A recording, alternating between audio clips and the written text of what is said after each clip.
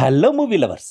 Masooda movie fame Thiruveer హీరోగా 2020లో 7 ఎపిసోడ్స్గా వచ్చిన sin సిరీస్ను ఇప్పుడు మూవీగా ఆహా ఓటీటీలో రిలీజ్ చేశారు. దీప్తి సతీ, జెన్నిఫర్ పిక్సినాటోలు హీరోయిన్స్గా చేసిన ఈ మూవీకి డైరెక్టర్ నవీన్ మేడారం. ఈ మూవీ ఎలా ఉందో ఈ రివ్యూలో చూద్దాం.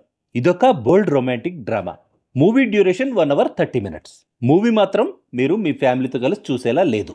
యూజువల్గా కంబైన్డ్ ఫ్యామిలీస్ చాలా స్ట్రాంగ్గా ఉంటాయి, కానీ కంబైన్డ్ ఫ్యామిలీస్లో ఉండే ఒక్కో పర్సన్కి ఒక్కో వీక్నెస్ ఉంటే స్ట్రాంగ్గా ఉండాల్సిన కంబైన్డ్ ఫ్యామిలీ కూడా కుప్పకూలిపోతుంది. అలాంటి ఒక కంబైన్డ్ ఫ్యామిలీ చుట్టూ నడిచే కదే ఈ మూవీ. సోషల్ వెల్ఫేర్ డిపార్ట్మెంట్లో వర్క్ చేసే ఆనంద్ పైకి మంచివాళ్లా కనిపించే ఒక పర్వర్ట్. ట్రెడిషనల్ ఫ్యామిలీకి చెందిన నందితతో అరేంజ్డ్ మ్యారేజ్ అవుతుంది తనకి. తను ఎలాంటి వాడో నందితకి ఫస్ట్ నైట్ రోజే అర్థమైపోతుంది. ఆ తర్వాత తను ఒక వర్క్ కోసం తమ ఆఫీస్కి వచ్చిన ఎన్ఆర్ఐ నీనాతో క్లోజ్ అవుతాడు. ఇక ఆ తర్వాత ఈ ముగ్గురు లైఫ్స్లో ఏం జరిగిందనేదే ఈ మూవీ స్టోరీ.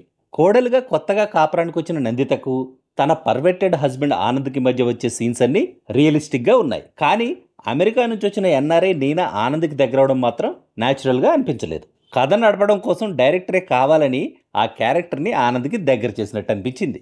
ఇక వాళ్ళిద్దరిని దగ్గర చేసే సీన్స్ కూడా ఇంట్రెస్టింగ్గా అనిపించలేదు. మూవీ ప్రీ క్లైమాక్స్లో వచ్చే ట్విస్ట్ మాత్రం అన్ఎక్స్పెక్టెడ్గా అనిపించింది. ట్విస్ట్ నచ్చితే డైరెక్టర్ భలే ట్విస్ట్ ఇచ్చాడు అనిపిస్తుంది.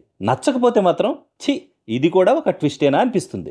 మూవీలో పెద్దగా ఎంటర్టైన్మెంట్ లేకపోవడంతో చిన్న మూవీ అయినా బోర్ కొట్టించింది. చాలా ఎఫెన్సివ్ సీన్స్ ఉండడం కూడా ఈ మూవీకి మైనస్ అయింది. Cinematography, background music and editing పర్లేదు.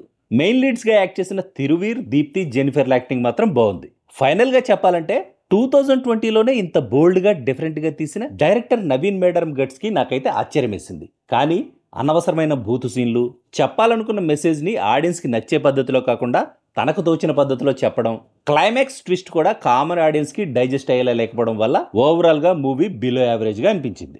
ఈ రివ్యూని విన్నాక కూడా ఈ మూవీని ఇంకా చూడాలనుకునే వాళ్ళు మాత్రం try at your own risk. That's all in this review friends. మళ్ళీ నెక్స్ట్ రివ్యూలో కలుసుకుందాం. Thank you for watching.